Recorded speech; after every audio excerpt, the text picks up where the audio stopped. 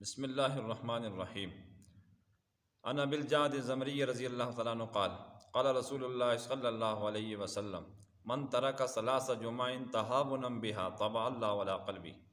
رواہ ابو جعد زمری رضی اللہ تعالیٰ عنہ فرماتے ہیں کہ نبی کریم صلی اللہ علیہ وسلم نے ارشاد فرمایا کہ جس نے 3 جمعے لگاتار سستی اور کاہلی کی وجہ سے چھوڑ دیے تو اس کو اللہ تعالیٰ اس کے دل پہ مور لگا دیتے ہیں۔ دوسری حدیث مبارکہ میں یہ آتا ہے، ابن عباس رضی اللہ تعالیٰ عنہ کی روایت ہے، فرماتے ہیں نبی کریم صلی اللہ علیہ وسلم نے ارشاد فرمایا من ترک الجمعۃ من غیر ضرورت کتب منافقا فی کتاب اللہ یمحى ولا یبدل، کہ نبی علیہ السلام نے ارشاد فرمایا کہ جس نے جمعہ بغیر کسی عذر کے چھوڑ دیا تو اللہ تبارک و تعالیٰ کے ہاں اس کو ایسی کتاب کے اندر منافق لکھ دیا جاتا ہے جس کے اندر کسی قسم کا رد و بدل نہیں ہو سکتا۔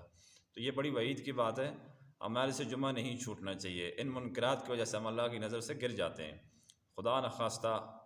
دوسرا یہ جو پہلی حدیث پڑھی گئی ہے اس کے اندر یہ کہا گیا ہے کہ جس نے 3 جمعے لگاتار چھوڑ دیے، اور اس حدیث کی سند کے اندر بڑی تاکید ہے۔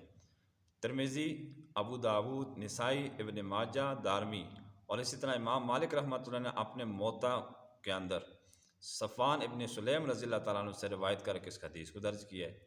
اسی طرح ابو قتادہ رضی اللہ تعالیٰ عنہ سے نقل کر کے امام احمد بن حنبل نے مسند احمد کے اندر اس کو نقل کیا ہے۔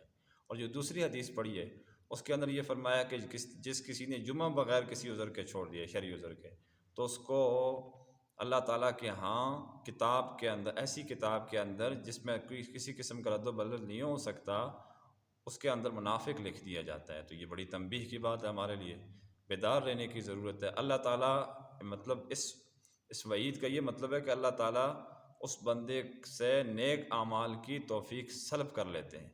اور اسی طرح ان دونوں حدیثوں کا خلاصہ یہ ہے کہ ان معصیات اور منکرات کے نتیجے میں اللہ تعالیٰ کی نظر کرم سے گر جاتے ہیں، نیک اعمال کی توفیق نہیں ملتی، لہٰذا جمعے کو کسی صورت میں بھی ترک نہیں کرنا چاہیے۔ اللہم احفظنا منہ۔